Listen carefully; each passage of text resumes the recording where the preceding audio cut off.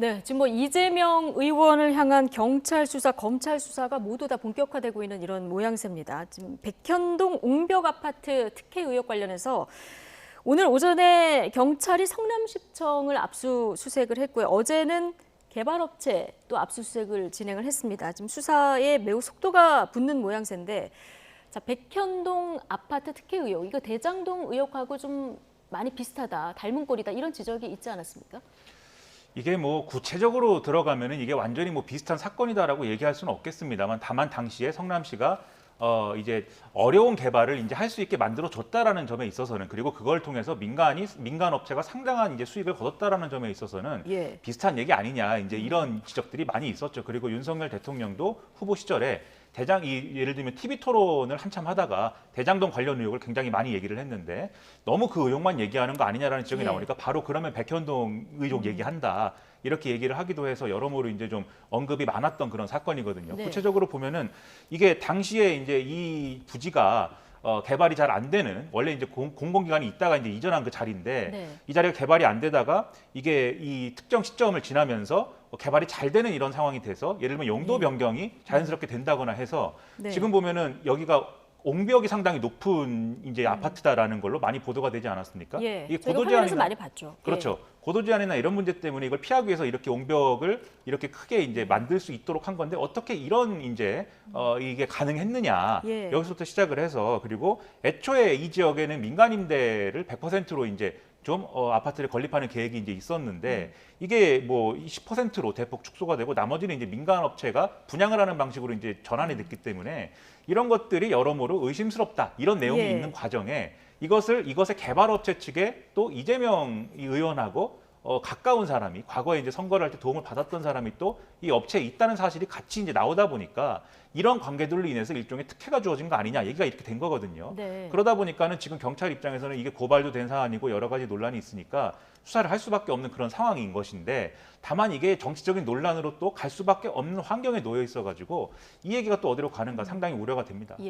어쨌든 이 부동산 개발사가 달라진 다음에 당초 100%를 민간 임대로 하기로 했다가 이게 10%로 비중이 줄었고, 자연 녹지 지역에서 이게 준주거 지역으로 하면 4단계가 수직 상승을 한 거거든요. 이런 부분이 조금 의심스럽다, 이런 의혹이 있었던 건데, 지금 이재명 의원 이름이 계속 나오는 게 당시 성남시장이 이재명 의원이었던 거죠? 네, 그렇습니다. 뭐 어쨌든 성남시장으로서 이 문제의 책임자이고, 또 뭐 인허가권 이런 것들도 성남시에서 갖고 있는 것이고, 그 결제 서류에도 이제 이재명 당시 시장의 어떤 서명 이런 것들이 또 나옵니다. 물론 그렇다고 해서 이게 꼭 비리고 뭐 거기에 연루됐다라고 그렇게 뭐 단정을 지을 수는 없는 거겠지만, 근데 이제 여러 가지 용도 변경이 또 이제 자연 녹지에서 준주거 지역이 되는데, 사실 주거 지역이 될 수도 있었거든요. 근데 준주거 지역이 되면 용적률이 더 올라가는 그런 시행사 입장에서 이점인 것이죠. 그리고 시행사에 또 이재명 시장의 그 선거를 도왔던 사람이 마침 그 무렵에 들어간 점들, 이런 것들이 이제 정황은 의심이 될 수 있다라고 보는 그런 문제겠고, 여기에 대해서 이제 뭐 성급하게 결론을 내릴 필요는 없겠지만 수사의 필요성이라든지 조사의 필요성 정도는 인정이 되는, 그리고 무엇보다도 이제 옹벽의 어떤 그 불안정성이라든지 이런 것들을 봐서 이제 어떤 범죄 여부를 떠나서 그 이전에 잘된 사업은 아니다라는 판단을 할 수 있는 거거든요. 이건 대장동도 마찬가지인데, 그런 점에서는 이제 법률적으로는 변호의 여지들은 할 수 있다면 본인들이 하면 되는데, 이 사업에 대해서는 좀 실패했다라고 하는 것을 어느 정도는 좀 당사자들도 인정할 필요가 있지 않을까, 그렇게 보여집니다. 네, 자, 이재명 의원, 이 경기도지사 시절에 국감장에 나와서 이제 발언을 할 기회가 있었는데요. 특혜 의혹 아니다 이렇게 얘기하면서 어떻게 얘기했냐면, 국토부가 요청해서 한 일이다 이렇게 얘기를 했었거든요. 자, 이재명 의원은 지금 이 사건 경찰 수사를 어떻게 보고 있을까요? 지금 말씀하신 것처럼 과거부터 이 사안에 대해서 대장동도 마찬가지입니다만 문제 삼을 만한 이유가 없다라는 취지로 주장을 했는데, 이게 사실관계도 사실은 언론 보도나 이런 것들을 종합을 해보면 이재명 의원이 얘기한 사실관계가 100% 맞는 거냐에 대해서는 여러 가지 또 해석이 있는 것 같아요. 그러다 보니까 수사의 필요성이나 이런 것들은 제기가 되어오던 상황이고, 그래서 이제 수사가 이어지는 상황인데, 이게 그러면은 그런 디테일한 어떤 쟁점들에 대해서 이재명 의원이 설명해 줄 필요도 있는 것 같은데 그게 아니라 지금 수사가 일종의 기획된 수사이다라는 이 정치 보복이다라는 그런 취지의 주장을 지금 하고 있는 거거든요. 실제로 이제 이재명 의원이 지금 뭐 이 대장동 이 문제라든지 그다음에 이 백현동 개발의 이 문제라든지 이런 것들에 대한 수사가 본격적으로 진행이 되니까 페이스북이나 이런 데 글을 올려서 이런 취지의 주장을 하고 있는데 이재명 의원뿐만이 아니라 이제 우상호 비대위원장도 마찬가지 주장하고 있는 거 아니겠습니까? 그런데 이런 주장에 대해서는 저는 좀 여러모로 이제 좀 신중할 필요가 있다고 생각을 하는 게 지금 쭉 말씀드렸습니다만 수사의 필요성이 전혀 인정되지 않는 것을 지금 수사를 하고 있는 거냐 그렇지는 않거든요. 그래서 예를 들면 수사 과정에 이게 좀 무리하게 진행이 되고 있다든지 또는 수사 주체들이 어떤 법적인 어떤 그러한 것들을 지켜야 될 것을 지키지 않고 하고 있다든지 또는 여러모로 의심스러운 행위들이 있다든지 이런 것들에 대해서 문제 제기하는 거는 뭐 이해할 수 있겠는데 그게 아니라 근본적인 어떤 수사의 어떤 배경이라든가 의혹 이런 것들을 얘기를 하고 있는 것이기 때문에 저는 이게 그냥 수사에 대한 반발로 그치는 게 아니라 추가적인 어떤 정치적인 어떤 다음 행보에 대한 어떤 정당성 이런 것들을 얘기하기 위한 뭐 그러한 포석도 나름 있는 거 아니겠느냐 이런 해석을 안 할 수가 없는 상황이다 이렇게 생각을 합니다. 네. 근데 경찰이 백현동 의혹 말고도 이재명 의원이나 가족과 관련한 여러 가지 수사를 지금 한꺼번에 들여다보고 있고요. 지금 거의 다 강제 수사에 들어간 모양새거든요. 자, 이재명 의원도 경찰이 뭐 의혹 중에 어떤 것에 조금 증거나 정황이 드러나면 소환할까요? 네, 소환 자체는 뭐 가능성이 꽤 높다고 봐야 될 것 같고요. 사실 이제 지난 대선 때도 검찰에서 소환에 대해서 이재명 후보 쪽에 얘기를 한 것으로 나중에 확인이 됐습니다. 그때 사실은 또 윤석열 후보, 윤 대통령 쪽도 이제 김건희 영부인 같은 경우에 그때 또 소환을 시도를 했었고, 근데 양쪽 때 이제 대선 일정이 맞물려 있으면서 또 검찰도 어느 정도 그거를 이제 유의하지 않을 수 없었겠죠. 그래서 소환이 안 됐던 것 뿐이죠. 그러니까 연기됐던 것을 지금 하고 있다라고 봐야 될 겁니다. 예, 그래서 소환 자체는 그리고 소환됐다고 해서 유죄다 이렇게 평가할 수는 없는 거기 때문에 그것을 확인하기 위해서라도 소환은 좀 불가피하지 않을까. 그리고 여러 가지 의혹들이 또 있기 때문에 그래서 소환은 이제 시간 문제가 아닐까 이렇게 보여지고 이제 이재명 의원 쪽도 소환에 대비를 해서 그러니까 소환 자체를 어떤 탄압이라든가 이렇게 규정할 것이 아니라 소환을 통해서 본인이 결백하다면 그것을 털어낼 수 있는 것을 준비해야 되는 그런 시점이 명백하게 다가왔다고 볼 수 있죠. 대장동 관련해서 검찰도 이재명 의원을 대장동 의혹 배임의 피의자로 이제 적시한 사실도 알려져서 이재명 의원이 굉장히 반발하고 있는 이런 상황인데 어쨌든 사법 리스크가 대선 때부터 있었고요. 지금 이게 본격화되는 모양새인데 지금 전당대회 앞두고 있지 않습니까? 당권 도전에 영향이 있을까요? 결국은 그 문제까지 고려해서 지금 메시지를 내고 있다라고 생각이 됩니다. 그러니까 지금 이제 언론 보도를 보면은 이재명 의원하고 가까운 쪽은 뭐 친명 이렇게 보도를 하고 반대쪽에 있는 사람들은 이제 반명 이렇게 이제 보도를 하지 않습니까? 근데 친명이든 반명이든 지금 국면에 대해서 뭔가 보복 수사 국면이다라고 공통적으로 얘기는 하고 있어요. 그래서 그거에 대한 어떤 상황에 대한 평가는 공통된 어떤 측면이 있는데 다만 이게 동상이몽의 측면이 좀 있다고 생각이 됩니다. 그래서 이재명 의원 입장에서는 자신에 대한 어떤 이 뭐랄까요 지지자들이라든가 당원들에게 그런 메시지를 전하고 싶은 것 같아요.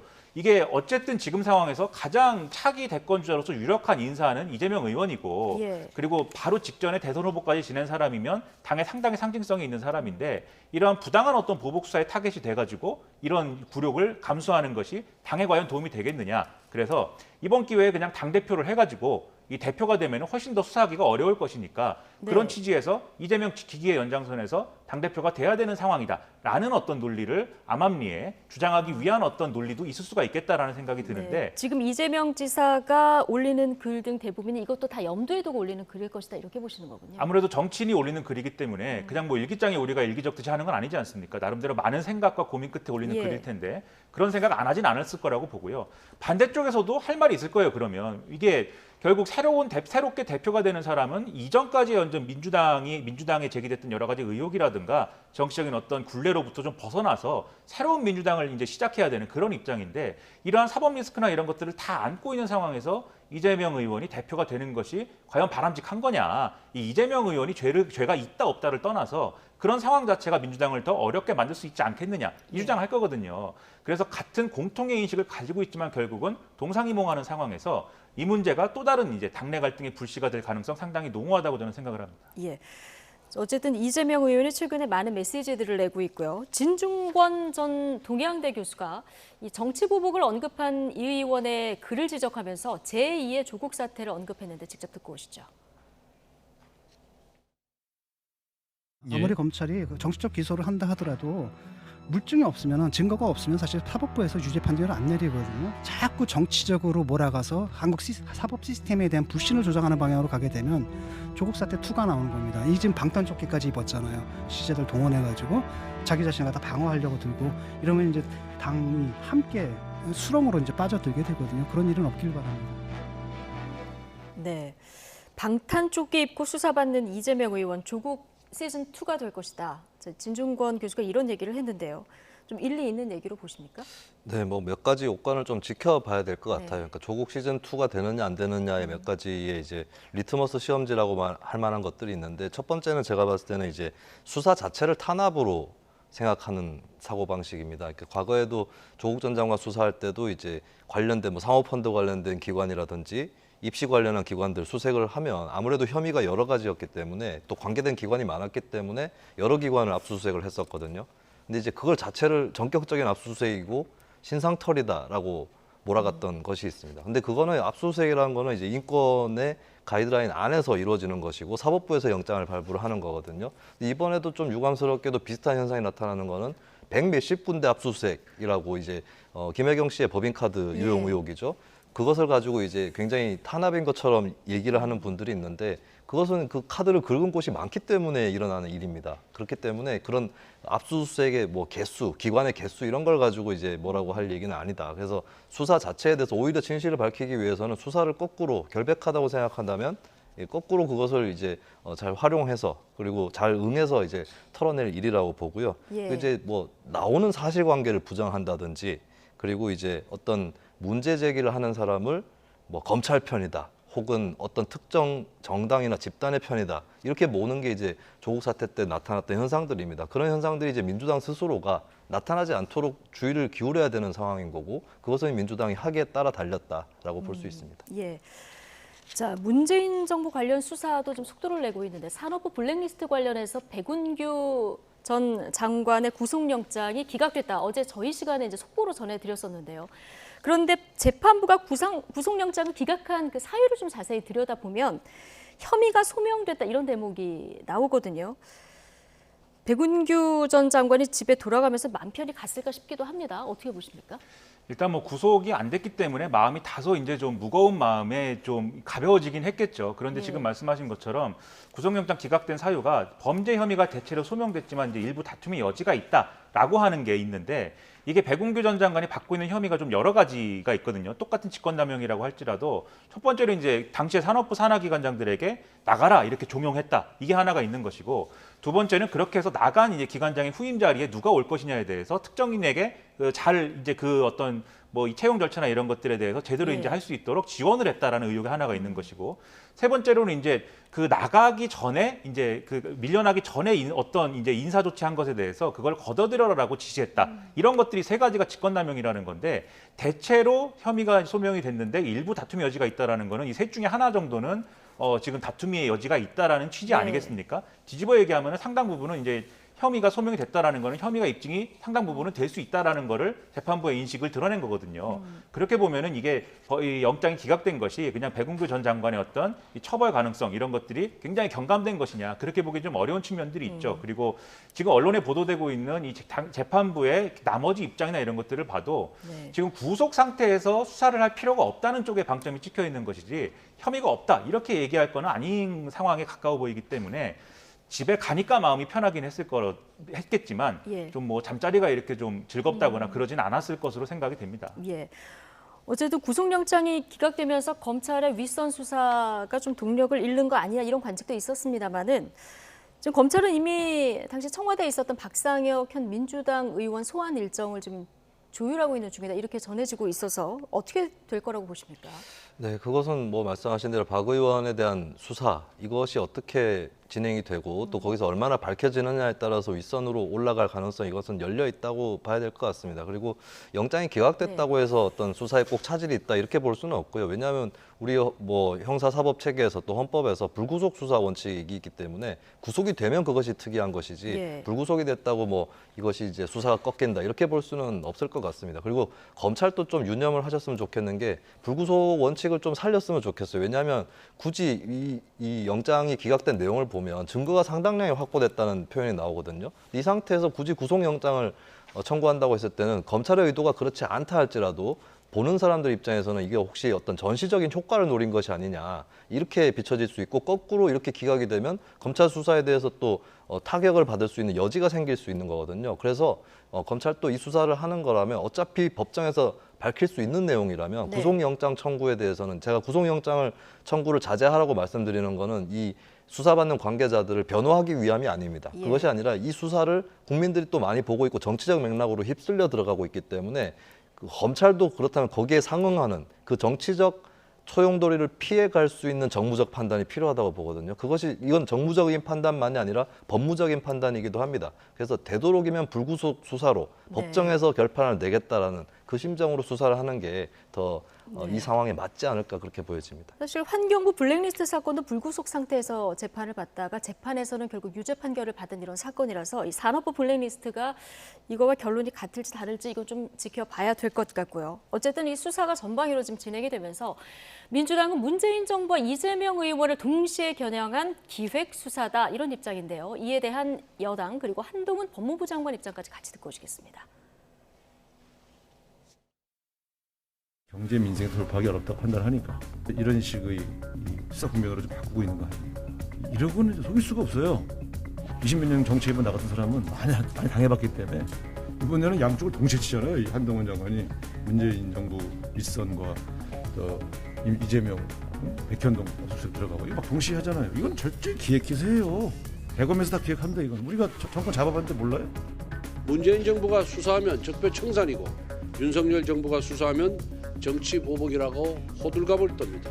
이쯤 되면 내로남불과 이중잣대, 안면 몰수가 민주당의 실질적인 강령이라고 봐도 무방합니다. 문재인 정부 시절 민주당은 조국 전 장관과 김경수 전 지사를 옹호하며 검찰과 법원을 향해 생떼를 부렸습니다. 하지만 지금은 부끄러운 그 시절에 대해 침묵하고 있습니다.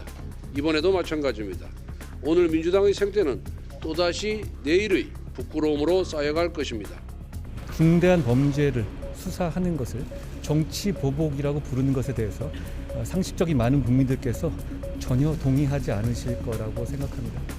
그 누구도 법 위에 있을 수 없다고 생각합니다. 네, 여야의 공방과 한동훈 법무부 장관 입장까지 같이 듣고 오셨는데요. 어쨌든 민주당은 지금 문재인 정부를 향한 수사도 진행이 됐고 이재명 의원 관련한 수사들도 좀 속도를 내고 있기 때문에 이게 한동훈 장관표 기획 수사다 이렇게 보고 있거든요. 이 민주당의 주장은 좀 일리가 있다고 보십니까? 저는 뭐 그렇게 생각할 수도 있겠는데 이 네. 광경 보면은 좀 답답합니다. 지금 우상호 비대위원장이 자기들이 정권 잡아봤으니까는 다 안다 이렇게 얘기했는데 그러면 문재인 정권에서는 뭐 기획 수사를 한 것인지 그러면 네. 그런 부분이 의문이고 또 권성동 원내대표가 하는 얘기도 좀 의문인 부분이 있어요. 왜냐하면은 문재인 정권에서 했던 적폐 수사에 대해서 보복이라고 했거든요. 국민의힘은 그 당시에.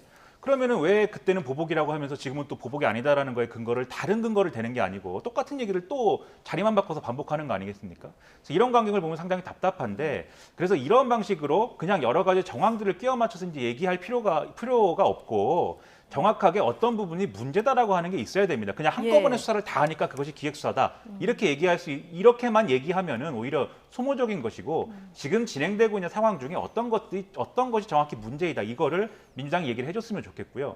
그리고 이제 검찰도 지금 뭐 검찰총장도 없고 해갖고 결국은 이제 한동훈 법무부 장관한테 다 이 얘기를 하게 되는데 한동훈 법무부 장관도 이게 뭐 보복 수사가 아니고 뭐 그냥 이 중대범죄로 수사하는 것이다. 이렇게 설명하기에는 과거에 검찰의 전적을 보면은 이런 것들이 기획수사를 통해서 억울한 사람 많이 만들었던 게 또 사실이에요. 그래서 국회의원 지낸 어떤 인사는 뭐 스스로 목숨을 끊기도 한 사건도 있습니다. 그런 것들이 있다고 하면은 이런 정치권과 그리고 국민들에게 안심하라는 메시지를 줘야지 네. 저지른 죄에 대해서 합당한 어떤 그러한 책임을 묻는 것뿐이다라는 메시지를 줘야지 지금 상황에 그냥 이제 이 어떤 정치 보복 수사가 아니다라는 어떤 그런 설명만으로 해소가 되는 것이냐 여러모로 의문인 거거든요. 네. 이 검사 세계에 내려오는 그 뭐 좌우명 같은 거 뭐 이 격언 같은 거 있지 않습니까? 칼은 찌르되 비틀지 마라 뭐 이런 것도 있는데 그런 얘기들 잘 그런 아는 얘기가 분들이기 있습니까? 때문에 예.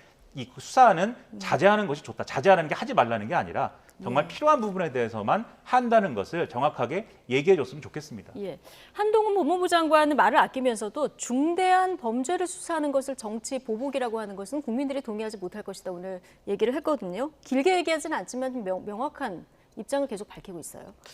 네, 뭐 법무부 장관 또 정무직 공무원이기 때문에 정치적 입장을 밝힐 수도 있는 거겠죠. 근데 현재 이제 이 문제가 너무 첨예하게 정치보복 프레임 논란으로 휩쓸려 들어갈 우려가 있기 때문에 한동훈 법무부 장관 또 물론 이거는 뭐 한 번의 워딩이기 때문에 너무 까다롭게 잣대를 제가 들이대지는 않겠습니다만은 앞으로 조금 어느 정도 조절된 언사가 필요할 수 있습니다. 그래서 중대 범죄라고 표현하기보다는 혐의가 있으니까 수사를 하는 것이다. 네. 이렇게 표현할 수도 있는 것이고요. 그리고 사실은 이제 뭐 아까도 얘기가 나왔지만 대장동 의혹 같은 경우는 이미 대선 전에 이재명 의원이 피의자로 적시가 돼 있었습니다. 그러니까 지난 정권에도 하던 수사였던 거거든요. 그런 것들을 조금 이렇게 쿨하고 드라이하게 예, 좀 이렇게 얘기를 하는 것이 더 좋지 않을까.